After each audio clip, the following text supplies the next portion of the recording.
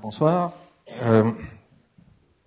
Donc j'ai choisi ce soir, d'abord je remercie le Centre culturel suisse de l'invitation. J'ai suivi pas mal de conférences ici, donc c'est un honneur, vu ceux qui ont parlé avant moi, en tout cas pour moi, de pouvoir présenter mon travail ici ce soir.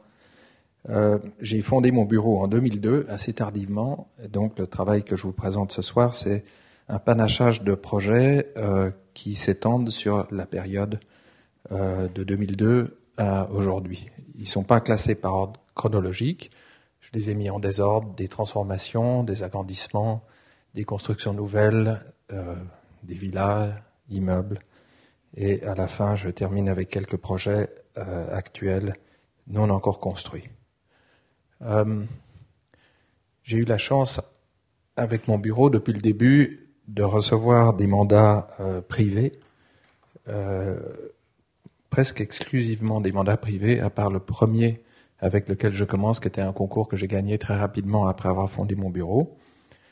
Et ces petites commandes, en fait, m'ont permis d'apprendre à construire, d'apprendre à manier les outils de l'architecte, et dans du logement, dans des programmes de petite dimension, d'apprendre à connaître la valeur des dimensions, même toutes petites, et qui modifient l'habitabilité et la qualité de l'espace. Et puis en transformant des bâtiments, on apprend à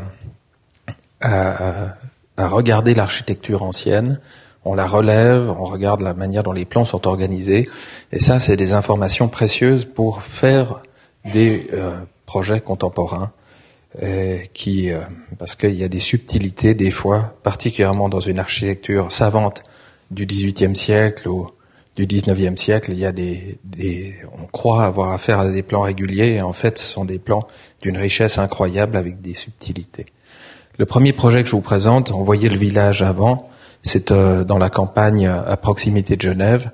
C'est là que se trouvent la plupart de mes projets du début. Ce village compact ici, dedans, une ferme que la commune avait achetée et qui voulait transformer. Elle était encore à l'état de l'exploitation agricole, elle était seulement désaffectée, avec un logement dedans. Et voilà, on voit ici. Je vais passer rapidement sur les détails de transformation, de rénovation du bâtiment qui ont peu d'intérêt. Très souvent, dans les transformations, finalement, 80% du travail qu'on dédie au projet, c'est pour des choses qui ne méritent pas forcément un commentaire d'architecture, comme d'ouvrir des nouvelles fenêtres qui sont alignées aux fenêtres anciennes. Voilà, ici, de prendre la fenêtre ancienne, d'en faire de nouvelles, de boucher une ouverture pour mettre une fenêtre identique aux autres, de manière à pouvoir mettre 7 logements là où il n'y en avait qu'un, et de manière la plus discrète possible, en conservant un patrimoine qui était à l'inventaire. Mais ces choses-là, dans la plupart des projets, voilà, on doit refaire une toiture, on doit refaire tous les chaînages au sommet des murs, on doit refaire les encadrements, mais on peut en parler pendant des heures, mais finalement, c'est un intérêt relatif, même si ça demande une connaissance, acquérir des techniques sur les enduits, les crépis, les avant-toits, la menuiserie et la charpente, etc. Ce bâtiment, aussi rapidement sur le plan, finalement, le projet, il se situe au centre du bâtiment, dans cette partie-là, où il y avait autrefois la grande porte qu'on voyait arrondie. On entrait avec les chars pour mettre le foin qui se trouvait dans la grange à foin au-dessus de l'étable pour le bétail et d'une autre pièce dans laquelle on pouvait ranger des chars. C'est une typologie classique. Et j'ai pu garder cet espace central vide, ici, en plein air, enfin non chauffé, et caser des appartements là où autrefois il y avait le foin. Et c'est ça l'enjeu du projet. À l'intérieur, dans cette grange, il y avait une structure de poteaux et de poutres qui vont jusque sous le toit. Et ça, c'est mon projet. J'ai réparé, replacé des nouveaux poteaux dans l'emplacement des anciens et créé comme ça un champ avec des partitions que j'ai ensuite remplies avec des briques. C'était assez comique d'aller chez le vendeur de briques parce que, en fait, comme je les ai mises sur le côté, c'était la forme des trous qui m'intéressait et non pas la face de la brique, de manière, voilà, à pouvoir les mettre dans, manifestement comme un remplissage et non pas comme un élément porteur. Ça a un effet phonique aussi pour les distributions des appartements et on voit là les volets d'escalier qui sont inversés. Il n'y a pas de liaison entre le premier et le deuxième puisque ce sont des duplex. La sortie au deuxième étage sert à atteindre les greniers des appartements. Et ça crée un univers qui est très haut, jusque sous la toiture, et qui est intégralement en bois brut, en sapin et en terre cuite. Voilà, on voit les entrées des appartements avec des parties vitrées qui se trouvent derrière.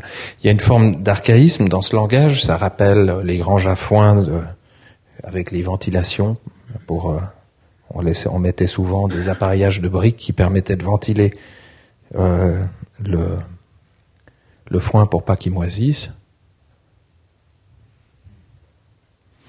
Et on voit là l'ancienne toiture avec les tuiles qu'on voit depuis en dessous, aussi en terre cuite de la même couleur.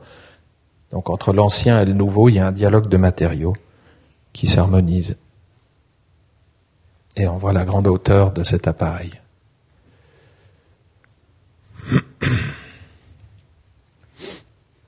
Un autre projet, je l'ai mis après celui-là parce qu'il est similaire dans la tâche, dans le type de bâtiment, mais très différent dans la solution préconisée. Je ne sais pas si en fait, en me mettant là, je me mets devant votre vue. Est-ce que je devrais peut-être m'asseoir pour que ce soit... Oui. C'est un bâtiment qui fait partie d'un grand ensemble, d'un domaine qui a été constitué dès le XVIIe siècle, mais qui a été terminé au XVIIIe siècle avec la construction de la maison principale et puis des ajouts de bâtiments au fur et à mesure. Le bâtiment dont je me suis occupé ici était une grande étable pour les vaches, qu'on voit ici, avec l'entrée du domaine sur la gauche. Et ce bâtiment avait été, on le voit dans l'état avant les travaux, il avait des grands problèmes structurels, il avait été complètement vidé de sa substance. On voit ici des poteaux comme dans le projet d'avant, c'est une typologie classique, mais ceux-là, de l'autre côté, avaient été coupés pour pouvoir dégager un espace dessous. Voilà, on voit. Et puis la toiture menaçait de s'effondrer. Alors, il fallait, dans ce bâtiment, créer un atelier pour un artiste, Philippe Lardy. Et au rez-de-chaussée, il fallait garder l'espace vide pour pouvoir y garer des voitures. C'est des fois des contraintes qui amènent des chances de projet, parce que ça permettait de n'avoir finalement que de la partie du haut qui devait être isolée, chauffée, et le rez-de-chaussée pouvait rester dans l'état. Et le bâtiment était juste pas assez haut pour pouvoir faire 2 étages, et du coup, en même temps trop haut pour que, avec une structure traditionnelle, je n'ai pas une hauteur de mur. Ça aurait été trop monumental cet atelier si j'avais fait une dalle fine. Et j'en ai profité d'une hauteur d'1,50 m disponible pour pouvoir faire une structure en panneaux de bois qui font 5 cm de large et qui, à l'échelle de cette dalle qui fait environ 13 mètres par 15, sans porteur intermédiaire, donne une monumentalité depuis dessous. Vous verrez, ça c'est pendant la construction. Le plan d'origine, avec la partition ici, normalement, il y en avait une deuxième similaire, avec le passage pour les chars au centre, et puis les vaches étaient ici avec les mangeoires. Et ce bâtiment a une drôle de forme, il est construit le long des voiries, et c'est la raison pour laquelle il a une forme de parallélogramme, mais on l'aperçoit pour ainsi dire pas à l'intérieur. Voilà la coupe avant les travaux, avec le porteur, ceux qui ont été coupés, et puis ici, l'étable pour le bétail est en pointillé, celle qui avait déjà été démolie. Et puis le projet qui consiste à mettre une dalle à travers avec un mur de séparation pour créer une circulation verticale. Et là, on voit la portée très large. Après différentes mauvaises idées, comme celle-ci ou celle-là, j'en suis arrivé à une solution simple qui était une partition comme autrefois avec le passage au centre et des caissons qui font par homothétie les mêmes angles, reprennent la forme du parallélogramme, simplement les angles se retrouvent. Et du coup, comme c'est diminué, on sent la forme du parallélogramme qu'on ne sentait pas à l'échelle de l'espace avant l'intervention. Puis là, derrière, il y a des locaux techniques. Et là, de nouveau, le projet, ça a été des travaux de refaire les murs et refaire la charpente, refaire la toiture, tout ça. Mais finalement, le projet, c'était seulement cette dalle en bois qui passe par-dessus l'espace avec les études d'ingénieur dont je vous passe les détails. Et voilà le résultat de cette dalle avec ses caissons très très profonds. On peut passer devant la porte et avoir l'impression qu'on a affaire à une poutraison traditionnelle. Et le contraste entre la partie nouvelle et puis les murs anciens, on voit l'ancien niveau du plafond. Là-dessous, il y avait le bétail. Au-dessus, on empilait du foin. Et finalement, il n'y avait pas besoin de repeindre, pas besoin de modifier les éléments de menuiserie. On voit les anciennes portes. Si ce rez-de-chaussée était devenu habitable, il aurait fallu mettre des fenêtres, des ouvertures avec des carreaux, enfin tout aurait eu une expression différente. Là, on voit encore l'ancienne mangeoire, avec ce plafond qui passe par-dessus.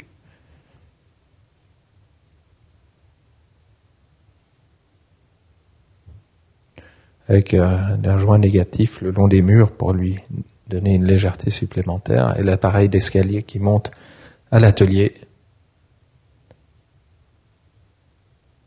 C'est toujours dans l'escalier qui, lui, du coup, est en plein air. Il y a même pas de fenêtre ici. Je crois qu'il y a une chouette qui vient parfois là-haut. Paraît-il. Et ça, c'est l'espace de l'atelier.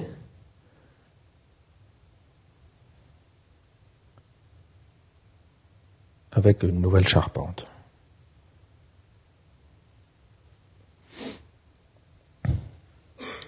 Voilà, maintenant je vous montre un projet urbain. C'est qui a été terminé il y a 3 ans pour faire des logements pour des étudiants. Donc le projet, c'est cette partie plus sombre qui se trouve le long du Rhône. C'est le Rhône qu'on voit ici avec un ancien bâtiment dans lequel il y avait des turbines qui produisaient l'électricité pour la ville au XIXe siècle. Et ce quartier avait des quantités de petits bâtiments ici le long du Rhône à caractère industriel, y compris, ça c'était une usine de dégrossissage d'or. Là il y a des écluses qui ont été construites récemment. Et le quartier avait souffert d'un plan typique du début des années 60 où on faisait des voies rapides le long du Rhône avec des échangeurs, enfin c'était vraiment tout un programme. Et ce projet a été mis en œuvre pour ce qui concerne ce morceau de ville où se trouve justement mon projet qui se trouve là.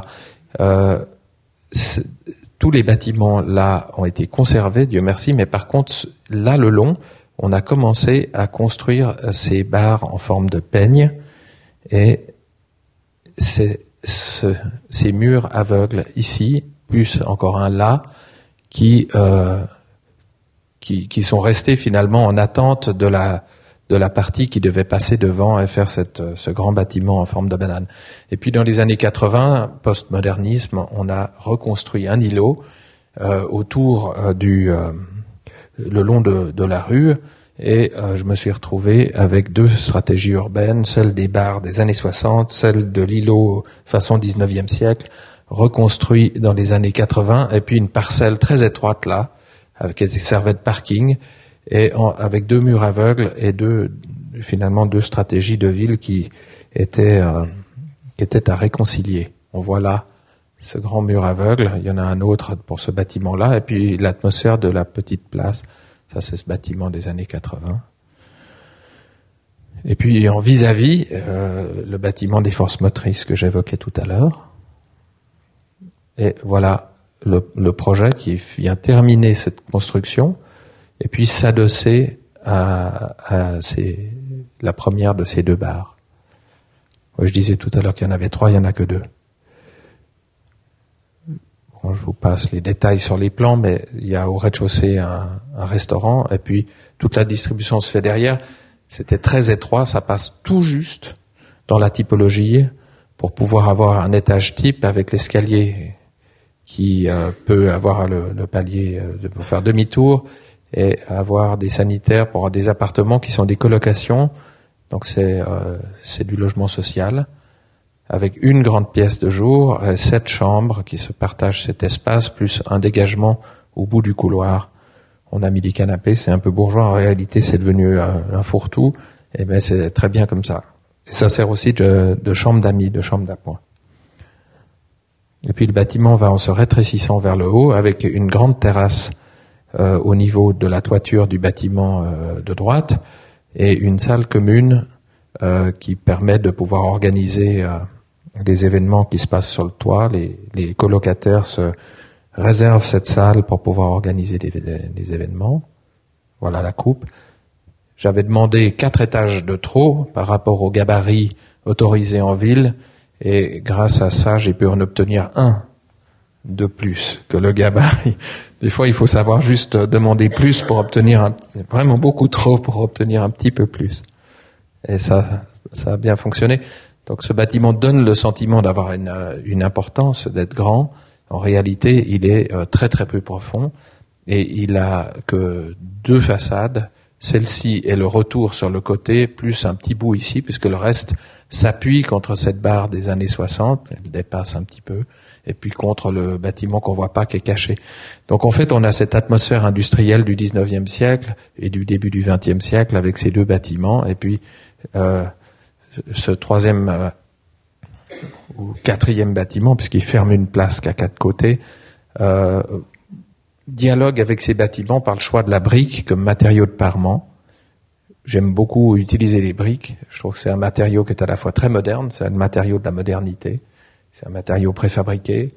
Il est en même temps, on l'utilise depuis les Romains, et il a la capacité de pouvoir éviter de tomber dans l'abstraction de la surface, une forme de singerie du minimalisme que l'architecture a tenté de faire parfois par l'immatérialité des surfaces. Et puis, il y a après des éléments qui sont légaux, qui sont obligatoires, qui font partie aujourd'hui des contraintes qu'on doit manier dans l'architecture. Ce bâtiment est ce qu'on appelle Minergie, donc haute capacité énergétique, avec 2 labels, Minergie A, donc le plus élevé, et Minergie Eco, ce qui voulait dire qu'on devait mettre en œuvre que des matériaux certifiés écologiques, donc des matériaux recyclés. On n'avait pas le droit d'utiliser du béton sans avoir des certificats des maçons qui, à chaque livraison, disent que le béton livré contient une partie de béton recyclé. Je me souviens plus le pourcentage, mais relativement élevé. Donc du béton qui avait déjà été mis en œuvre, qui est concassé et qui sert d'agrégat pour le nouveau béton, et ainsi de suite. Là, il y a des avantages à ça, c'est par exemple la profondeur des embrasures de fenêtres. Ce bâtiment a environ 50 à 55 cm de profondeur d'embrasure à cause de l'isolation qu'il a sur l'extérieur. Donc on a un mur en béton, puis de l'isolation, puis la brique de parement. Et ça, c'est une des premières opportunités, c'est de lui donner cette massivité. Il y a des effets aussi difficiles à gérer avec ces normes, c'est que quand on a des balcons, on sort sur l'extérieur et on doit monter une marche parce qu'on a 40 cm d'isolation sur la dalle. Et du coup, depuis l'intérieur, on monte énormément pour sortir sur une terrasse. Ce qui fait que si on veut que la brique soit alignée avec les tablettes de fenêtres, on se retrouve avec un manque. Pour avoir un garde-corps d'1 mètre, on se retrouve avec un manque de 40 cm qu'il a fallu combler. Ça a été l'occasion de pouvoir développer ces préfabriqués qui sont posés sur les arasés, qui complètent le manque de hauteur et qui permettent de garder les alignements de la brique avec les tablettes de fenêtres. Ils sont rainurés pour leur donner aussi c'est un aspect évidemment décoratif. Je ne vais pas prétendre que c'est uniquement pratique, mais il y a aussi une rigidité qui est obtenue puisque finalement ils s'affinent passablement avec le recul en arrière que j'ai fait en gardant le rebord. Et puis enfin, ce décrochement-là, qui est un élément plastique, eh bien, il est aussi issu d'une contrainte légale, qui est celle du vis-à-vis de l'autre côté de la rue, qui pour pouvoir monter un étage de plus, il fallait reculer d'1,20 m. Et c'est du coup le prétexte aussi à un accent plastique. Donc finalement, des contraintes légales, on peut tirer des fois des avantages. Voilà une chambre type, des définitions très simples. En France, peut-être vous êtes plus habitués, mais en Suisse, voilà. Et puis et puis par exemple, voilà encore des contraintes énergétiques. Je vous commande ça parce que j'aime bien être, plutôt que de faire de la théorie d'architecture, de simplement commenter comment le bâtiment naît, comment la mise en œuvre finalement devient le prétexte d'un langage.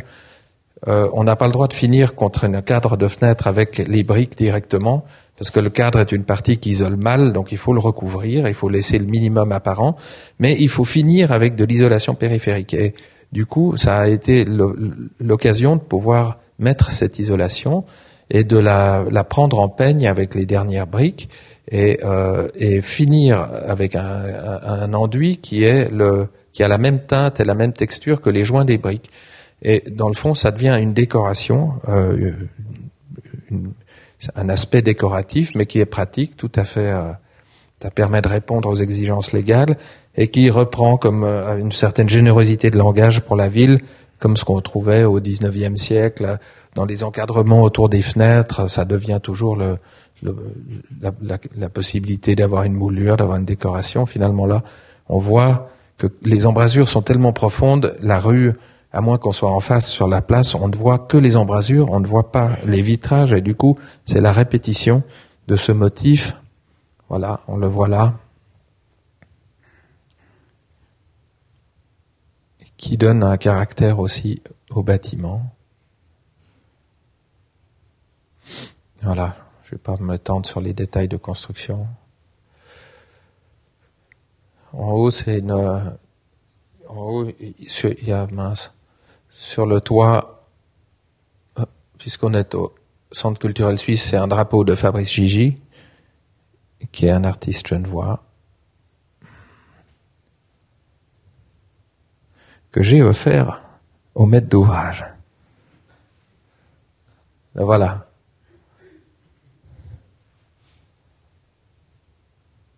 Voilà. Bon, pour passer à une autre échelle, ça c'est le projet pour une maison dans un domaine du XVIIIe siècle qui se trouve au-dessus, vraiment très proche du centre-ville de Genève. C'est un très beau domaine dont on voit ici la maison principale qui est flanquée de l'autre côté de la cour d'une symétrie, mais avec un bâtiment de ferme. Là, et il y avait des jardins à la française, et ici un grand jardin potager qui était clos avec des murs. À Genève, on a détruit tous les jardins à la française parce que Napoléon a occupé Genève et le département du Léman. Et quand les Genevois ont retrouvé leur autonomie, c'était aussi la mode de l'époque, mais j'aime bien quand même dire que c'est à cause de l'impopularité de Napoléon, on a transformé les parcs et fait des parcs à l'anglaise. À cette époque-là, il y avait beaucoup de botanistes à Genève. On a planté des très très belles essences dans ces parcs qui sont devenus des vrais jardins botaniques pour certains. Il y a en particulier à Genève des pins, des cèdres qui sont spectaculaires. Ça, c'est la maison principale avec ce parc. On devine le lac et les Nations Unies ici en face. De l'autre côté du lac, il y a des jolis éléments comme cette gloriette. Et puis, dans le jardin potager que je signalais tout à l'heure, il y avait au fond une serre, qui est la première serre qui a été construite en 1816 à Genève pour y faire pousser toutes sortes de plantes. Alors, il y avait l'utilitaire pour le jardin, bien sûr, mais il y avait aussi une serre chaude avec des tuyaux d'eau chaude. On pouvait chauffer les bacs pour pouvoir faire pousser des espèces plus exotiques. Et c'est très particulier parce que cette serre a une façade avec des fenêtres qui ont des châssis en bois et elle est ouverte seulement d'un côté. Et le reste, c'est ça avec des murs sur les trois autres côtés. Et voilà, elle était dans un état assez de dégradation avancée avec des trous dans le toit et tout, mais classée au patrimoine parce que tout le domaine est classé. Mais cette serre avait une valeur patrimoniale certaine. Et voilà l'arrière sans fenêtre à part deux tout petits guichets de ventilation qu'on voit pas, donc façade aveugle. Et dans ce genre de travaux, il faut commencer par faire vraiment une prospection très précise du bâtiment existant, du terrain, des mesures de niveau. On voit là les coupes que nous avons établies au bureau. là, la façade avant avec une partie là qui a des châssis métalliques qui avaient été faits ultérieurement, qu'on voit ici. Et puis ça, c'est la façade de mon projet après restauration. Donc je les ai mis l'un au-dessus de l'autre pour vous montrer que j'avais été un bon élève. Et les coupes, il a fallu développer des châssis métalliques ouvrants, orientés au sud, en biais avec la pluie qui tombe dessus sans faut pas que ça entre à l'intérieur. Donc c'est tout un travail pour développer des prototypes, intégrer la technique, le chauffage, etc. Là où il y avait autrefois les bacs dans lesquels on plantait en pleine terre devant les fenêtres, développer des systèmes de store. C'est une part du travail qui est un travail de conservation. Et en même temps, grâce à des clients qui avaient une sensibilité pour ça, de pouvoir garder les enduits sans les restaurer, avec la patine qui donne pas le sentiment que le bâtiment est clinquant une fois qu'il est terminé. Par contre, ils voulaient faire une maison avec un programme complet, et cette serre ne pouvait pas accueillir autre chose que la partie du programme 10 jours, avec cuisine, salle à manger, séjour, et il fallait compléter avec tout ce qui manquait, c'est-à-dire un appareil d'entrée.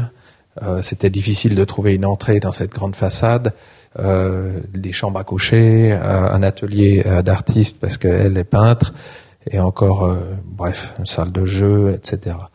Et la maison que j'ai développée derrière a un plan assez articulé et ça s'explique pour une raison simple, c'est que la serre est le seul élément du domaine qui sort du système orthogonal du quadrillage. Elle est en biais pour chercher le sud qui se trouve en bas de cette image, et du coup ça m'a donné le prétexte d'aller chercher l'angle droit ici en haut pour rétablir l'orthogonalité du plan et prévoir un chemin d'accès qui permet de découvrir cette maison après avoir longé le mur du potager. J'ai soigneusement gardé le fait de la toiture en dessous du fait de la maison ancienne, de la serre, de manière à pouvoir avoir la découverte de cet élément. Et elle a un plan assez particulier puisqu'il s'inscrit dans l'éventail entre ce biais et l'angle droit qui se trouve ici, avec une entrée et un système de rampe qui permet de descendre jusqu'à l'intérieur de cette partie jour. Une rampe parce que on construisait toujours les serres à 50-60 cm sous le niveau du terrain pour y garder un climat d'humidité pour les plantes, et avec un escalier qui occupe la partie centrale avec l'atelier d'artistes ici, chambre, et puis des pièces qu'on peut utiliser de différentes manières. Par exemple, c'était une salle de jeu, c'est devenu un bureau maintenant, c'est une chambre d'amis. Moi, je l'avais prévu comme chambre d'amis. Il y a ici une bibliothèque qui est aussi un petit salon de musique, le vestiaire, et puis à l'étage, en arrivant, on a la partie parents avec chambre, dressing et salle de bain avec un balcon, et puis 2 chambres d'enfants qui se partagent une salle de bain. Il y a encore un sous-sol dont je vous passe les détails. Mais à part qu'il y a des liaisons depuis l'atelier d'artiste ici et en retour sur l'escalier, donc il y a des circulations complexes. On voit là, donc c'est une maison qui essaie de dialoguer avec cette serre qui n'a pas de fenêtre sur l'arrière. On voit là, on peut aussi passer par-dessus la liaison entre les bâtiments. C'était finalement la plus grosse difficulté, c'était de les lier tous les deux, et pour éviter d'avoir un joint qui soit trop violent ou difficile comme une sorte de tuyau ou un raccord, j'ai préféré le gérer avec un plan incliné qui permet de passer par-dessus, et ensuite on peut d'ailleurs redescendre sur l'arrière avec une deuxième rampe. Ça permet aux chambres des enfants qui se trouvent là-haut de sortir de plein pied, littéralement dans le jardin. Et puis alors il y a des dialogues avec les ouvertures, les pleins et les vides, et c'est le béton, elle était neuve là, c'est très blanc, mais c'est un béton qui est fait avec des agrégats concassés, donc pas des pierres rondes, mais des pierres concassées, qui sont jaunes. Elles viennent de Haute-Rive, c'est une région près de Neuchâtel. Et du coup, ces agrégats assez gros et concassés, mélangés avec du béton normal, ils ont ensuite été bouchardés, c'est-à-dire frappés avec une machine, et les agrégats jaunes ressortent à la surface, et les deux bâtiments ensuite s'harmonisent dans les teintes, même si celui-ci c'est des boulets enduits, celui-ci c'est du béton coulé sur place, mais ensuite ils s'harmonisent les deux dans les teintes. Alors il y il y a quelque chose d'assez choquant, c'est la taille du bâtiment ajoutée sur la taille de la serre. J'aime bien cette coupe parce que, en fait, je vous promets que dans la réalité, en fait, on s'en rend pas compte. Voilà, on voit ici la partie bibliothèque et cette pièce dont je disais qu'elle pouvait être bureau, chambre d'amis ou salle de jeu, et puis les chambres des enfants et le deuxième plan incliné qui permet depuis cette terrasse en haut de descendre dans le jardin. Avec, voilà, on arrive sur la première rampe ici, l'autre part ici à gauche avec encore un patio pour éclairer le centre du plan. Et puis les éléments anciens j'ai pu conserver. Voilà, ce patio dans l'appareil d'entrée avec les rampes, l'escalier principal. C'est un travail conséquent pour ne jamais avoir de reprise de bétonnage visible et donner vraiment à lire quelque chose qui est monolithique. Tout est en béton apparent dans toutes les circulations. Quand on entre dans les pièces, les sols sont en parquet, les murs sont enduits. Par contre, dans la circulation, les sols sont en ciment, les murs aussi. Voilà, on voit là l'échappe, ces murs en ciment. Donc ça oblige à faire des étapes de bétonnage qui sont très complexes, surtout dans des formes comme ça. Là, on voit la rampe qui monte. Et puis l'espace de la serre, vide, encore avant qu'elle soit meublée, avec les nouveaux vitrages et cette longue bibliothèque. J'ai pris, voilà, avant c'était beaucoup plus poétique, mais voilà, c'est au moment où j'ai vidé, on voit ici ces bacs, mais j'ai quand même pris une photo pour raconter un peu plus de l'intérieur comme il est devenu, voilà, avec 2 ans, 3 ans d'habitation. C'est redevenu quelque chose. En plus, ils ont des très beaux meubles. Des fois, on a la chance d'avoir des clients qui non seulement participent de manière active et avec un plaisir de faire le projet, de le voir venir, mais en plus de ça, quand ils ont le plaisir d'acheter des beaux meubles, quand ils ont les moyens encore à la fin de la construction de s'en acheter, eh bien, on est vraiment très content. Voilà, le jardin après les travaux, un magnifique jardin de fleurs. Ils sont très sensibles à ça. Je vais juste surveiller l'heure pour savoir à quelle cadence je dois aller. Oui, parce que il faut que j'accélère un peu. Ça, c'est un autre projet d'élargissement d'une maison existante. Je les ai mis l'un derrière l'autre parce que c'est un peu le même thème. Mes clients voulaient démolir cette maison qui ressemble un peu à la maison de Hansel et Gretel, qui est dans un vallon au bord d'un ruisseau assez ombragé. Et puis après avoir fait un projet pour une nouvelle maison, je me suis rendu compte une fois en allant prendre des mesures sur place que cette maison était très très ancienne, probablement même du début du XVIIIe siècle ou XVIIe siècle. Et on voit ici sur la photo aérienne la partie très ancienne de la maison qui est là. Tout autour, il y a des constructions modernes, mais ça, c'était manifestement la plus vieille maison du quartier. Et ça se voyait peu parce qu'elle avait été très abîmée. On voit là des enduits en ciment, mais voilà, il y a des indices et des pierres de taille sur des angles. Et un intérieur assez... Alors là, j'ai pris le temps de photographier de manière à pouvoir mettre en valeur, c'est presque bien.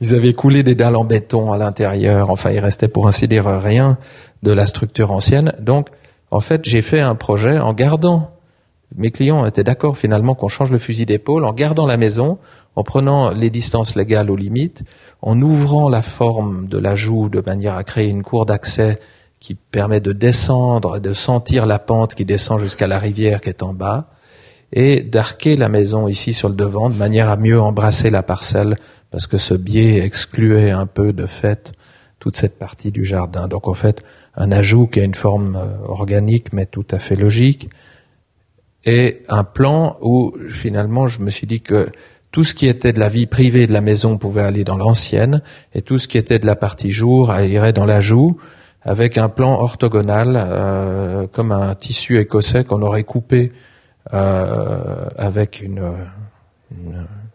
moule à biscuits. À part le biais qui est ici, le reste, je me suis débrouillé pour faire marcher le plan dans l'orthogonalité.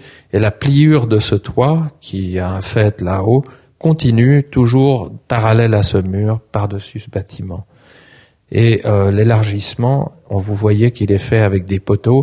J'ai repris une technique très ancienne qui est celle du colombage, avec la structure en bois et le remplissage briques. Donc très rapidement, on a la chambre par rang avec dressing et salle de bain, un petit bureau avec un accès par une ancienne porte-fenêtre, et puis là, une pièce qui est éclairée par un grand jour en toiture, et là derrière, un escalier qui mène à l'étage, et autrement derrière, là, on a, ici, 2 chambres d'amis, et à l'étage, on a ce programme-là avec une chambre ici, le grand vide sur la pièce familiale en dessous, donc chambre avec salle de bain, et puis une autre chambre et un espace de jeu pour leurs enfants. Donc voilà cet ajout avec cette toiture qui se plie par-dessus et les colombages qui sont parfois ouverts pour simplement les remplir avec des baies vitrées ou alors qui sont fermés avec des briques qui sont enduites à la chaux. Juste à la peinture à la chaux. Je vous passe les détails des coupes. Voilà la maison avec la forêt, la rivière est juste derrière moi. La mise en œuvre avec cette structure très très robuste en chêne massif qui éclate.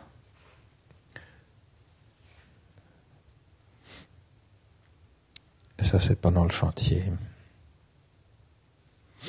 C'était assez complexe de développer, évidemment, le détail de manière à pouvoir avoir le confort d'isolation, aussi les normes à respecter. Voilà, à la fin du chantier, donc on devine ici les anciens murs et puis les parties que j'ai simplement complétées. Les murs ont été embrassés avec des planches, on a mis du béton dedans et peint ensuite avec un enduit à la chaux.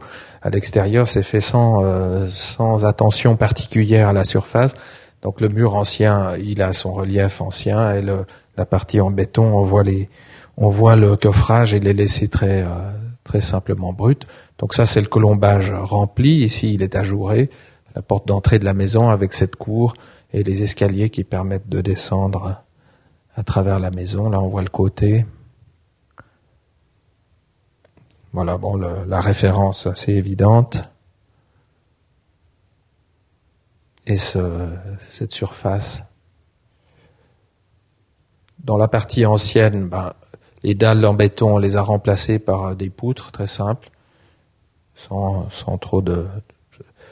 Là aussi, c'est pas tellement un enjeu d'un discours architectural. Finalement, il n'y a pas besoin de faire acte de présence avec des choses qui veulent exprimer absolument qu'on est passé là. Finalement, cette maison, elle est sobre, elle a été refaite très sobrement.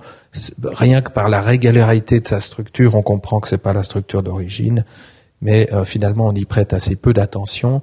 Dans le lien entre les deux, j'ai gardé simplement les menuiseries d'origine. On voit là les gonds des volets qui ne servent plus puisque on a maintenant une maison qui est collée contre. Mais enfin, ce sont ces éléments qui sont restés là avec le nouvel espace que j'ai malheureusement pas en photo meublé. Et puis un pavillon de jardin. Je l'ai laissé là d'une présentation précédente. C'était juste un clin d'œil. Il voulait un endroit où manger dehors. Il y avait un architecte qui s'appelait José Plečnik qui a construit un pavillon de ce type en Tchécoslovaquie. Et j'ai toujours voulu le voir, je l'ai jamais vu et du coup j'en ai construit un qui y ressemble. Ça, c'est un projet d'une maison de vacances à la montagne. Je vous montre tous ces différents projets parce que je les aime, mais aussi ils ont tous des contraintes différentes. Construire un chalet, c'est une gageure pour un architecte. Alors en Suisse, c'est une tâche qu'on a souvent à accomplir. Il y a des règlements communaux qui vous contraignent d'avoir certaines pentes de toiture avec certains pourcentages de pente. Les proportions de façade largeur-hauteur sont aussi données dans la règle communale. Les longueurs des avant-toits sont dictées par la hauteur des façades latérales et j'en passe. La proportion de fenêtres, la quantité de maçonnerie par rapport à la quantité de bois, bref. Donc l'espace de jeu, le chalet se trouve tout en haut du village des Diablerets.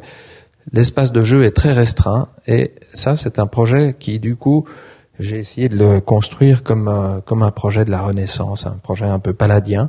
Il est carré, il a une structure complètement régulière. On voit ici le plan du rez-de-chaussée. On entre par l'extérieur, on arrive ici par le côté, et tout ce plan carré se tient sur une structure centrale carrée, elle aussi, et il est divisé en croix avec 3 éléments, 2 et 3, puis de nouveau 3, 2, 3, 3, 2, 3, avec chaque fois un poteau. Et il y a comme ça 4 poteaux par face, dont celui de l'angle qui se partage avec la face suivante. Et ce plan carré, on tourne autour de la cheminée qui est au milieu de la maison. On émerge depuis le rez-de-chaussée inférieur, on monte ici à l'étage, on arrive ici à l'étage, on tourne autour de ce bloc pour reprendre encore un escalier pour aller dans les combles.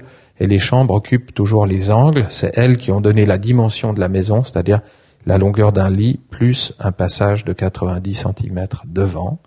Et les fenêtres peuvent, en théorie, puisque tout le bâtiment est tenu par le centre, s'ouvrir sur tout le pourtour. Tout pourrait être fendu de vitres, à part, évidemment, les poteaux. On a le séjour, la cheminée comme une grotte qui fait 1,5 niveau, la cuisine et l'appareil d'entrée, les 4 chambres, avec chacune une salle de bain ici et une partagée là, et des portes qui sont escamotables, qui permettent de pouvoir utiliser ces 2 chambres et cette salle de bain comme un appartement séparé pour des amis qui viendraient avec des enfants, par exemple. Et il y a une particularité, la photo s'est décalée, ou l'axe s'est décalé, c'est que l'axe de symétrie du bâtiment est perpendiculaire à la pente au rez-de-chaussée, puis il se tourne de 90 degrés au premier étage pour revenir perpendiculaire à la pente sous les combles. Et cet effet, puisque le bâtiment est carré, on peut facilement le faire, mais il a pour vocation de désorienter celui qui s'y promène. On dira, dans certains projets, c'est pas une qualité d'être désorienté, mais dans un chalet de montagne, il y a un caractère ludique de monter, d'avoir un espace qui se complexifie, qui devient de plus en plus dense, des sous-espaces, des petites pièces. Les fenêtres sont mises à une hauteur pour que on voit panoramique quand on est couché dans son lit, mais elles sont plus basses que l'épaule quand on marche à l'étage, ce qui fait qu'on n'a pas de relation visuelle à l'extérieur sur le lointain. Et avec cette rotation de l'axe de symétrie, les gens savent plus où est le devant et où est le côté du chalet, ce qui est vraiment c'est quelque chose. Moi, je trouve que les constructions de maisons de vacances comme ça à la montagne ont un caractère un peu ludique dans leur dimension. Tout est petit. Par exemple, là, j'ai des plafonds qui sont à 2,05 m. C'est une hauteur de plafond très basse, mais qui participe aussi à l'atmosphère d'une maison alpine. On voit ici la coupe avec le socle, cette partie en béton qui passe par le centre et qui vient tenir 2 poutres. Les chevrons sont collés sur le faîte de façon à former une plaque qui est contreventée par cet élément en béton. Et la cheminée, elle, fait 1,5 étages. Donc on doit, par la 2e volée d'escalier, on passe dessus, puis on monte encore pour aller dans l'étage des combles. Voilà, pendant la construction, cette tour, entre guillemets, puis les poteaux, puis le remplissage. Et on devine ici, on les voit, la structure visible sur l'extérieur, ici. L'entrée, le long du chalet, dans ces passages-là. Ça, c'est une terrasse pour manger à l'extérieur. Là aussi, l'architecte, ma cliente est la sœur de l'architecte India Madhavi, que vous connaissez peut-être ici à Paris, elle est très connue.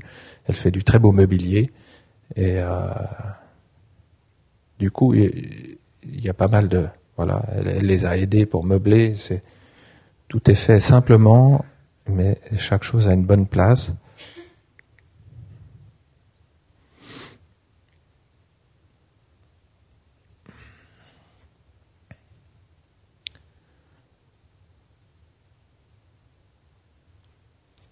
Vous avez encore la patience de m'écouter un moment ou vous êtes lassé? Évidemment, personne n'osera dire oui. Mais ça, c'est un projet pour une maison dans une pente extrêmement raide face au Jura et au lac sur la partie avant. J'aime bien montrer ce projet parmi les maisons que j'ai pu construire parce que il a souvent, quand on arrive à pouvoir avoir une structure forte qui s'exprime, comme finalement le visage du bâtiment, c'est sa structure.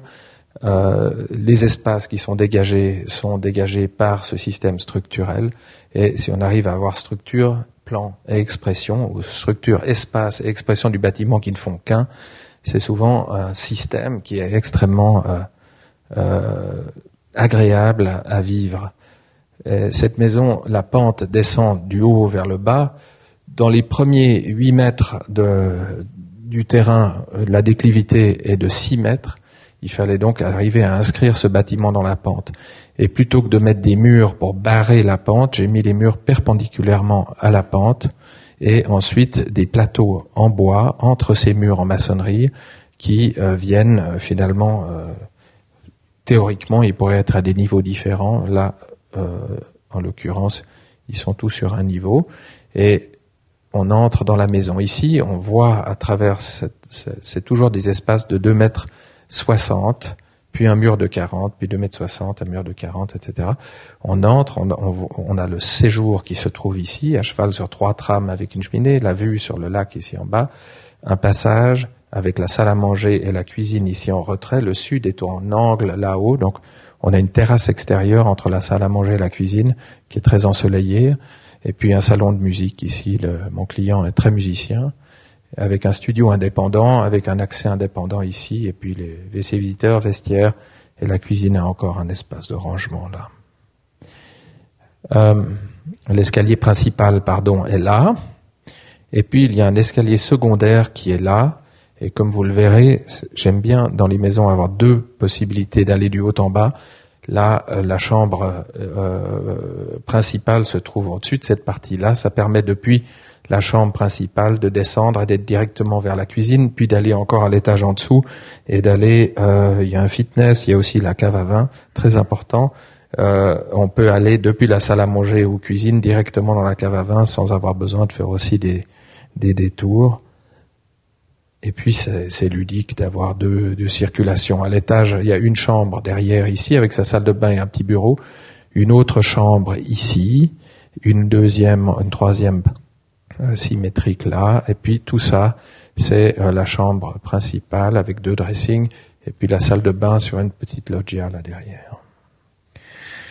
Voilà l'expression du bâtiment sur l'avant, avec le salon de musique, le salon principal, le passage et la salle à manger, et puis la chambre principale, les 2 chambres avec chacune leur salle de bain assez plein. Donc c'est un jeu d'avant et d'arrière à l'intérieur d'une structure qui, elle, est régulière, à part cette partie qui sort et puis qui fait le contrepoint de celle-ci qui retourne en arrière. Les sommiers sont tous en béton isolant, de manière à pouvoir avoir le béton visible à l'intérieur et à l'extérieur, et une construction qui s'exprime de façon très archaïque. Il n'y a pas de matériaux particulièrement recherchés.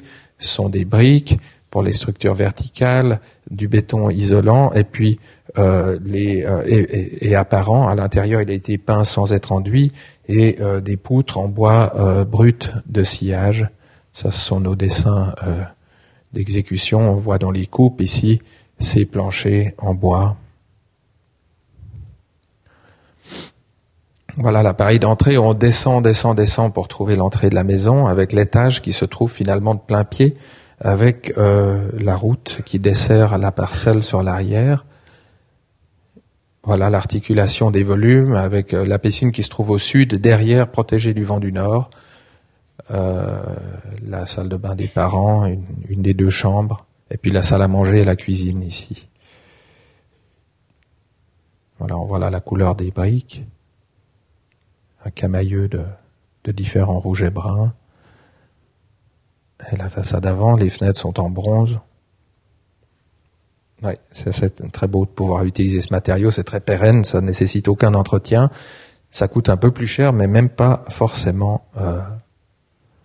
Finalement, par rapport à du bois métal, c'est pas.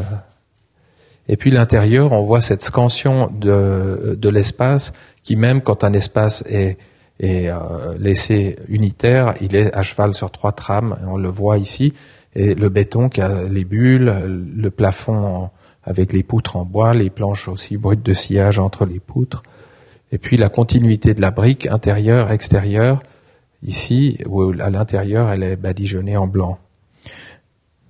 C'est la recherche d'une architecture qui parle avec une matérialité, une mise en œuvre qui sont lisibles, des espaces qui sont réfléchis pour être des espaces habitables. C'est vraiment, j'aime bien développer mes projets, évidemment avec l'expérience du projet, avec la réflexion, avec la culture de l'architecture, des lectures, des visites et tout ce que nous, comme architectes, on doit savoir manier, mais finalement de pas en faire autre chose que des bons bâtiments. Et enfin, on essaie de les faire bons. Voilà aussi quelques éléments de couleur. C'est l'espace en haut et l'escalier principal qui est fait en panneaux assemblés, multiplis pour la structure. Rapidement, ça c'est un projet où aussi 2 ans et demi de travaux sur cette très belle maison du XVIIIe siècle.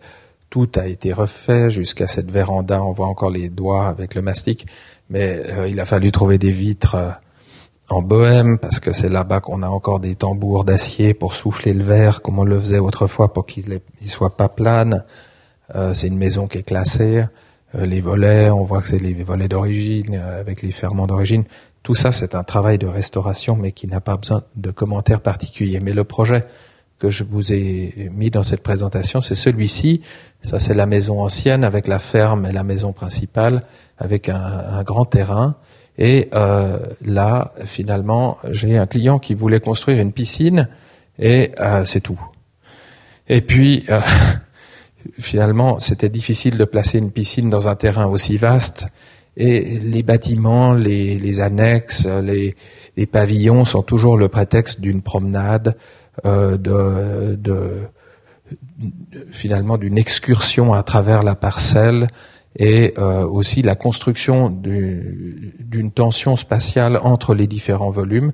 Et là, je leur ai proposé de construire ces 2 bâtiments, celui-ci et celui-là, et qui forment un L qui est inversé à celui-ci et qui permet de créer une forme d'écho entre les deux et de traiter tout ça comme une promenade avec un jardin aménagé, et le reste, c'est un espace ouvert. Et puis, ce client avait des chevaux dans un manège à côté, donc en fait, je lui ai dit, mais on va faire des écuries pour tes chevaux.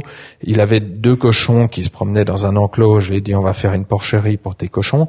Et puis, il voulait ce qu'on appelle un pool house, c'est un pavillon de piscine. Et je lui ai dit, plutôt que de faire un pavillon de piscine, on va faire une orangerie. L'été, elle est vide, du coup, c'est un parfait pool house. Et l'hiver, comme tu te baignes pas dans ta piscine, on peut y mettre les pots, les plantes qui nécessitent d'être mises à l'abri du gel. Et finalement, ils ont été tout à fait d'accord. J'ai pu construire. Non, mais des fois, il faut inventer une part de programme. Mais quand on a la chance d'avoir des clients qui ont les moyens et l'ouverture d'esprit, il faut sauter sur l'occasion. Et ça, c'est la maquette du projet qui est dans la pente avec. C'est une très légère déclivité. Du coup, j'exploite les différents niveaux avec des escaliers, on voit, et des murs de soutènement. Ici, c'est un grand jardin potager. Il y en avait déjà un, donc on a gardé même la terre pour la remettre en place à la fin du projet, parce que c'est une terre arabe très particulière. Quand on a cultivé pendant très longtemps, on met des feuilles, etc. On la mélange, on la fait foisonner. Ça, c'est l'orangerie. Donc mon projet ne montre pas la toiture, de façon à ce qu'on voit le plan, la piscine, et puis les écuries là-bas au fond. Voilà le projet. Juste après la fin de la construction, on a planté les arbres fruitiers en espalier, on voit les échalas pour les tomates, ça c'est l'écurie qu'on devine là derrière avec les murs de soutènement, et l'orangerie ici avec la partie en plein air qui se donne sur la piscine qui est derrière ce mur. Des parties de jardin, j'ai pu réaménager tout le parc, des parties non fauchées, des parties fauchées, tout ça est choisi. On voit là l'orangerie, la piscine et l'écurie, avec des niveaux de toiture qui ont été calculés pour que quand on est debout sur la terrasse, là où je prends la photo, on ait les yeux au même niveau que la toiture et qu'on n'ait pas de surface de toiture trop dérangeante, et en même temps que le bâtiment ne coupe pas une vue très ouverte sur la vallée de l'Arve avec le Mont Blanc à droite en dehors du cadre de la photo. Le plan est fait d'une addition de carrés. C'est très systématique. Des carrés qui sont tramés sur 40 cm, c'est la largeur d'un mur. C'est des murs massifs sans isolation. Et puis, même les distances ici sont un multiple de 40. Les portes aussi, soit 80, soit 120, soit, si on est bon en mathématiques, 160 pour l'escalier par exemple ici. Et c'est les carrés des boxes pour les chevaux. Ici, il y a deux boxes, ici 2 autres. Ça, c'était la porcherie. Et ont simplement une trame de 40 de moins. Donc on a sellerie, partie pour le foin, 2 boxes ici, avec ces 3 boxes qui fonctionnent en stabulation libre avec un paddock. Et puis la piscine, la partie en plein air de l'orangerie avec une petite cuisine et un sanitaire pour se doucher. Et puis des pièces en enfilade là, dans laquelle on peut stocker les pots qu'on peut faire entrer par l'arrière ici. Et là, une cave à légumes pour pouvoir planter les endives, les cardons, etc. à l'abri de la lumière pour les faire blanchir. C'est vraiment un programme comme on faisait au 19e siècle ou au 18e siècle, mais simplement contemporain. Et des couches ici vitrées pour faire pousser des salades jusqu'en décembre. Voilà le bâtiment qui est en briques lui aussi. Et c'est des briques que j'ai fait faire pour le projet, mais chez un fabricant très connu qui s'appelle Peterson. Et à l'intérieur, tous les plafonds sont faits avec des voûtins. Il a fallu ressortir des manuels du 19e siècle pour savoir comment on fait des voûtins, les angles. Ça, ce sont des poutrelles en béton préfabriquées et précontraintes. Voilà, les coupes. Et des cheminées aussi à l'intérieur. Voilà ces briques de chez Peterson. Et puis là, en construction, tous ces additions de carrés avec des sommiers assez complexes. Et puis la construction des voûtins sur des coffrages arrondis. Puis ensuite, ils sont maçonnés avec une très légère armature juste pour que la dalle ne fissure pas. Et on met sur le dessus du voûtin, il y a quelques centimètres de chape pour égaliser de manière à faire l'étanchéité. Et voilà, à l'intérieur, une sorte de traitement qui est all over, avec les murs et les plafonds qui ont la même matérialité, et les enfilades des pièces dans l'orangerie. Et les serrureries de fenêtres sont toutes des prototypes que j'ai pu dessiner, qui sont faits en fer marchand. C'est pas des fenêtres isolantes, c'est pas nécessaire puisque ce sont des pavillons d'été et qu'en hiver, pour les plantes, il faut juste garder hors gel. Voilà les couches extérieures avec les vitrages. Ce sont des programmes particuliers à gérer, mais c'est extraordinaire de pouvoir travailler. Voilà, les box, vous voyez la preuve qu'il y a des animaux. J'ai même encore voilà, on voit un habitant. Je vais passer plus rapidement sur mes derniers documents, peut-être. J'avais prévu de parler environ 1h15. J'arrive à 1h15. Donc je vais passer très en vitesse, parce que j'aurais voulu finir avec le projet que nous venons de gagner à Paris avec l'atelier Martel, qui sont présents ici dans la salle. Je vais pas les pointer avec le pointeur. Ils sont là-bas.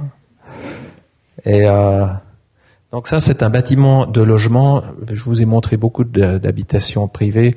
Et rapidement, juste pour certaines manières de détourner des matériaux, c'est un immeuble avec des appartements qui se trouve dans une zone très mixte, parce qu'il y a ça c'est un électricien qui a son entreprise d'électricité, en même temps il y a des logements au-dessus, il a construit ça en partie lui-même, derrière il y a des vendeurs de matériaux en gros, il y a encore des villas, tout est mélangé dans cet endroit, et ça c'est un bâtiment qui est arrivé, qui est le dernier venu et que j'ai dessiné, et que j'ai choisi de faire exprès dans un langage tout à fait moderniste, avec le traitement moderniste blanc, mais de nouveau en essayant de lui donner une présence et une matérialité qui a une forme d'équivoque. Ce sont des briques qui ne sont pas faites pour être vues, puis ce sont des briques de plâtrier pour faire des cloisons intérieures qui ont été refendues par la moitié, ce qui fait que les alvéoles qui sont normalement emprisonnées dans l'épaisseur de la brique forment, vu qu'elle est ouverte en deux dans le sens de la longueur, des peignes, et c'est la face de la brique qui est collée contre le mur, les peignes qui sont sorties vers l'extérieur. Et puis, mon client, qui est un ferblantier avec lequel j'ai beaucoup travaillé, puis qui, avec les années, il aimait bien mon travail, c'est lui qui m'a mandaté, il avait confiance, et on a badigeonné ces surfaces nous-mêmes, sur les ponts. On s'était dit qu'on allait donner une bouteille de vodka à chaque peintre pour qu'il accepte de ne pas peindre correctement les briques, de manière à ce que le rouge le rouge dans les dents des peignes reste en partie apparent. C'était plus économique, mais c'est aussi la garantie d'une vibration de la surface. Et on voit là à quel point ces briques sont sciées par la moitié, mais tellement... Je ne sais pas si vous comprenez que, en fait, en sciant une brique alvéolaire, eh bien, la face là contre le mur, c'est la face normalement visible de la brique, et ce qu'on voit là à l'extérieur, c'est l'intérieur de la brique, c'est-à-dire qu'elle a été coupée en deux.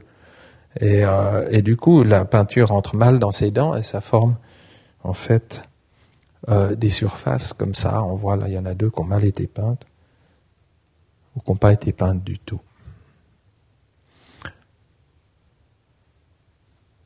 La cage d'escalier. Là aussi, par exemple, ces éléments que j'ai fait mettre pour donner une forme de domesticité à cette cage d'escalier.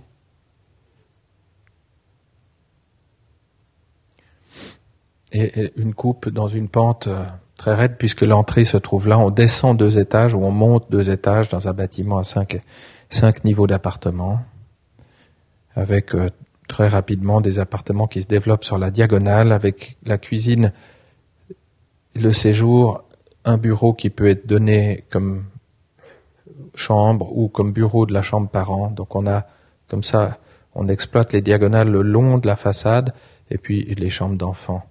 Voilà. Et ce système se retrouve ensuite, et puis il y a l'exception ici. Ça, c'était juste pour parler du différent langage, parce que quand on construit une maison individuelle, voilà, depuis la cuisine, la loggia d'angle, le séjour, quand on construit des maisons individuelles, on est obligé évidemment de se renouveler dans les moyens de langage quand on construit des bâtiments du logement collectif. Je ne vais pas commenter ce projet pour passer directement à mes conclusions. C'est une maison dont les intérieurs étaient très intéressants à faire, parce que il y avait une contrainte de hauteur, d'altitude de la maison à 5,50 m qui interdisait d'y faire 2 étages. Donc il y a des demi-niveaux sous le niveau du terrain et des demi-niveaux. Du coup, demi-niveau plus demi-niveau, ça permet par exemple de mettre la chambre des parents en demi-niveau sur le séjour et ainsi de suite, et ça dégage des espaces du coup pour les pièces à vivre qui sont assez articulés et généreux. On voit là la vue d'un demi-niveau inférieur d'une chambre vers le séjour et ainsi de suite. Et des très grandes hauteurs de plafond à certains endroits.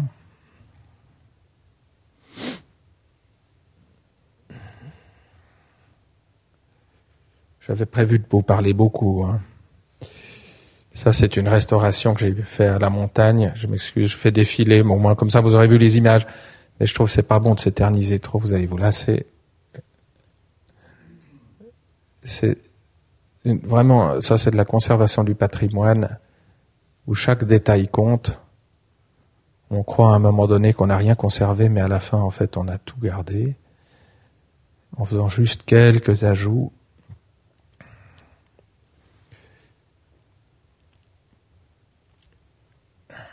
Je ne sais pas si j'aurais pu passer plus vite, mais enfin, ça c'est un agrandissement, une maison. Et je veux juste passer à ma conclusion, parce que j'étais dans le TGV, je me suis un peu emballé en vous mettant plus de projets qu'il n'était possible de vous en montrer. Ça, c'est aussi une villa individuelle. Alors, je vais quand même raconter encore cette anecdote. Cette maison se trouve sur un terrain rectangulaire qui est ici. Et c'est une bande de terrain de 4000 mètres carrés qui est très étroite et longue. Et mes clients avaient 68 ans quand ils sont arrivés dans mon bureau. C'est un couple avec des enfants, mais qui sont plus à la maison depuis longtemps. Et il se trouve que leur fils a fait construire cette maison-là par des architectes genevois qui s'appellent Eby et Pernegger. Et ils voulaient faire tomber la limite de propriété ici, de manière à pouvoir unifier les 2 parcelles et vivre à côté de leurs enfants. Bon, ça c'était le rêve des parents. En fait, la belle-fille a pas voulu que la haie soit coupée. Donc voilà. Finalement, elle est restée. Mais quand même, ils ont réussi à la rabaisser, et ce qui était recherché est perceptible. C'est-à-dire que c'est très difficile de construire une maison qui fait 1480 mètres carrés de surface utile. Elle est immense. Et de la construire dans un corridor, en plus avec une limite de droit à bâtir qui s'arrêtait exactement là, en travers de la parcelle. Il y a une servitude de non-bâtir sur le bout. Par contre, les droits à bâtir pouvaient être reconcentrés dans la maison. Je raconte cette anecdote parce que je lui ai donné cette forme. L'est est à droite, l'ouest à gauche, le nord en haut et le sud en bas. Ce bloc s'ouvre à l'est ici pour dégager un angle de parcelle, toujours pour éviter des corridors. Le long de... Ici, il y avait des très beaux pins existants. J'ai déformé le bâtiment pour pouvoir avoir un patio qui utilise ces pins avec le soleil du sud. L'avant de la maison, c'est sans commentaire, elle s'ouvre logiquement sur son jardin, mais avec la salle à manger qui occupera l'angle ouest pour bénéficier de la lumière de fin de journée, parce qu'une salle à manger, on y reçoit plus volontiers en fin de journée et le soir. À midi, ça marche aussi puisque le sud est là. Et puis, on a l'entrée qui se trouve dans la parcelle par le nord, ici en haut, avec une rampe qui permet d'entrer à pied dans la maison et une rampe qui permet de descendre en voiture dans le garage. Et alors, j'ai dessiné ce plan qui est très articulé et mes clients qui étaient venus pendant 3/4 d'heure dans mon bureau et qui m'ont expliqué ce qu'ils voulaient sont partis en Uruguay pendant 2 ou 3 mois. Alors, j'ai commencé à travailler sur leur plan puis je me suis emballé. Et j'ai dessiné, et je vous mens pas, j'ai dessiné le plan au 50e, ça c'est les plans d'exécution, mais il était à peu près comme ça. Et quand ils sont arrivés chez moi, j'avais une maquette énorme, j'avais des plans dans tous les sens, j'avais des maquettes d'études plein les tables. Et alors ils m'ont demandé de raconter mon histoire. Alors je leur ai fait avec le doigt sur les plans. Voilà, on monte. On a ici l'entrée avec un hall qui donne directement ici la vue dans le patio. On passe le long d'un grand vide qui éclaire la maison par le centre et qui va amener la lumière jusqu'à l'entrée depuis le garage au sous-sol. On a là un salon très haut de plafond, à 4 mètres, une bibliothèque, la salle à manger, un bar, il m'avait parlé d'un bar, un ascenseur ici, et puis là, un office avec une cuisine, donc une cuisine dans laquelle on peut vivre, mais aussi un office pour pouvoir recevoir, une terrasse devant la cuisine, et puis là, toute une partie pour les enfants. On peut monter un demi-niveau, on arrive dans une grande salle de jeu où ils pouvaient faire un dortoir pour accueillir leurs petits-enfants avec une salle de bain, puis 2 chambres d'amis qui ont chacune. Voilà. C'est un programme assez pléthorique, même complètement pléthorique. Voilà l'escalier qui lie le centre de la maison, et puis l'ascenseur on le voit pas parce qu'il est abouti derrière des claire-voies, il y a une porte ici. Donc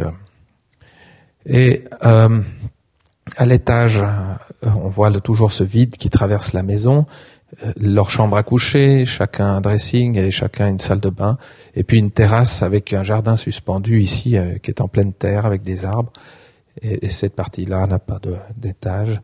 Et puis un sous-sol, ça c'est le premier des 2 sous-sols, avec un très grand garage dans lequel on entre ici, on peut garer cette voiture, et puis une entrée.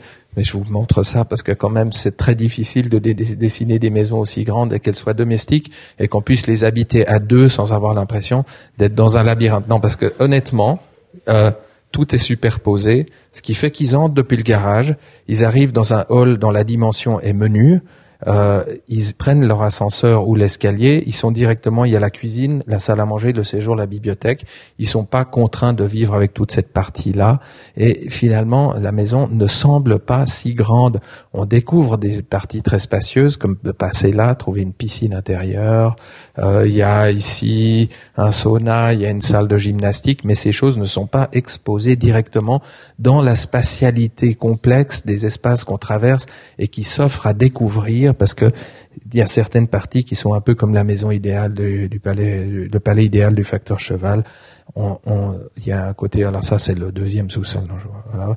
Et les coupes sont, donc le niveau du terrain est là, hein, on est presque, voilà. Mais c'est cette question, et je vous en parle pas seulement pour faire un numéro comique, mais vraiment parce que la domesticité, c'est la question principale quand on fait du logement, que ce soit des immeubles ou des maisons, et cette domesticité, ça c'est des développés de façade, de par exemple casser un volume immense en sous-unités, traiter les façades avec une matérialité, là c'est de nouveau de la brique, jouer avec les ouvertures pour finalement transformer quelque chose d'immense en quelque chose qui a une volumétrie beaucoup plus contrôlée et agréable à vivre. Là, on voit en faisant le tour de la maison ce patio avec ces pins que je décrivais tout à l'heure. Donc là, on donne sur le hall d'entrée. Là, c'est la bibliothèque. Là-haut, c'est la terrasse de la chambre des parents. On voit l'entrée avec une cour pavée et la rampe qui descend dans le garage et la rampe qui monte à pied dans la maison avec le garde-corps. Et puis le jardin suspendu là-haut et la terrasse de l'étage des parents, la salle de jeu des enfants qui sont ces deux fenêtres.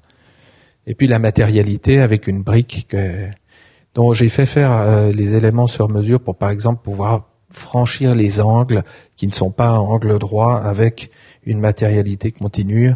Sinon on est obligé de scier les briques et les tranches sont évidemment difficiles à pouvoir manier dans l'unité du mur.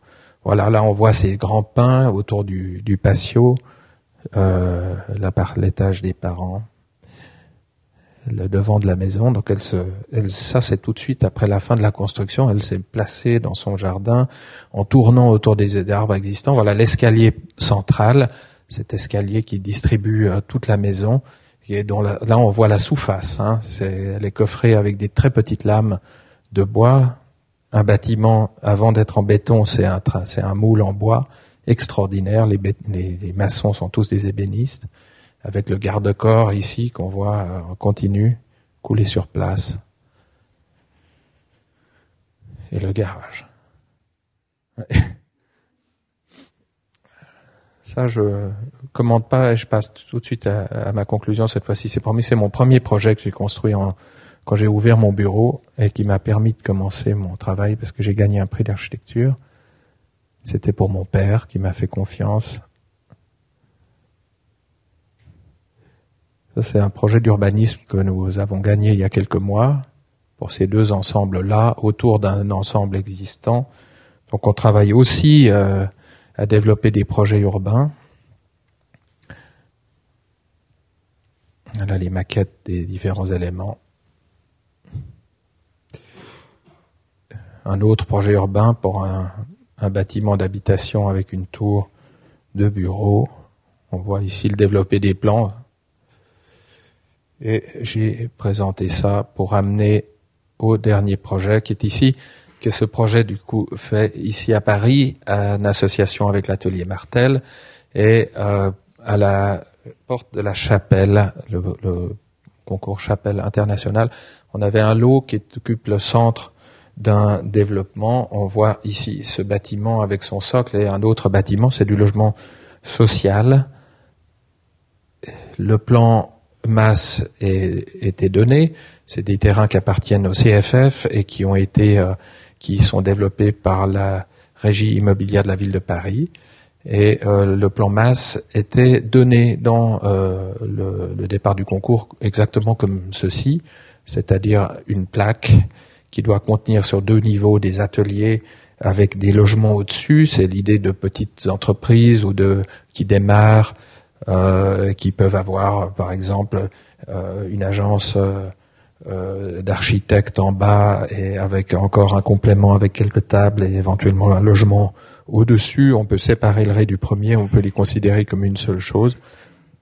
Et puis au-dessus, cette tour de 50 mètres qui est placée sur l'angle en losange, et puis ici un autre bâtiment qui était défini comme ceci au départ et qu'on a pris le parti de faire émerger, dont on a pris le parti de faire émerger la partie carrée de manière à donner de faire un dialogue entre les deux volumes. Voilà très rapidement le programme, le parking souterrain, ces ateliers sur 2 étages et les logements au-dessus avec un élément introduit qui n'était pas demandé par le programme, qui est une très grande loggia urbaine sur 2 niveaux et qui permet, on voit l'échelle des personnes, d'avoir un espace couvert et collectif semi-public puisqu'il est pour les habitants de l'immeuble, mais on va lui imaginer des fonctions. On pensait des goûters d'enfants, des jours de pluie, on peut les faire là. Il y a des salles communes qui sont dans la partie centrale, qui peuvent se partager entre les habitants pour des associations de quartier, etc. Voilà les plans du rez-de-chaussée, les plans du premier étage dans tout ce fourmillement d'ateliers et de logements superposés. le plan de la loggia avec les parties communes au centre, et puis le plan d'étage type avec des appartements dans les deux bâtiments. Voilà la partie carrée de ce bâtiment-là qui est détachée des parties ajoutées, et puis la même chose, c'est le même bâtiment qui se répète à gauche. Les détails constructifs, je vous les passe. Et ces dernières images qui donnent une idée de la présence urbaine quand on est plus proche. Là, des bétons préfabriqués, teintés blancs, dans différents camailleux de blanc. C'est un langage très sobre, très simple, avec l'idée de chercher quelque chose qui ait une dignité pour du logement social, qui construise un ensemble qui soit simple et très pérenne. Finalement, dans la qualité doit se trouver non seulement dans les typologies et dans les parties communes, mais aussi ensuite dans le langage de savoir comment seront ces éléments, comment seront les joints entre les éléments, quelle est la dimension des préfabriqués, comment est-ce qu'ils s'assemblent les uns avec les autres, et finalement de ça émerge une lecture. Voilà cette loggia. Et une dernière image, on voit les deux bâtiments, mais cette fois-ci le plus petit des deux en avant-plan, et la maquette. Voilà, j'ai 2 publications. Je fais pas de racole parce que je touche aucun droit particulier, mais si ça vous intéresse d'en savoir encore plus, ils sont à l'entrée. C'est un cahier de Quart Verlag, qui est la série sur les jeunes bureaux suisses. Et oui, je suis jeune. Et puis un autre petit opuscule sur, je crois, il y a 12 ou 14 maisons dedans, voilà, qui est à l'entrée. Voilà, je vous remercie beaucoup de votre attention.